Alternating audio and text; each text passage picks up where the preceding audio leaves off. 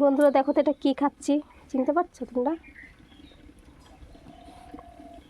দেখো তো, চেনা যাচ্ছে? এই দেখো কি মাখা এটা, কী মাখা এটা বলো, বলবে কিন্তু কমেন্ট করে, কমেন্টে বলবে কী মাখা খাচ্ছি।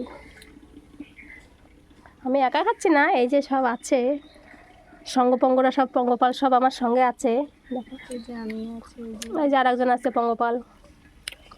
আহা আহা, কি যে টেস্ট,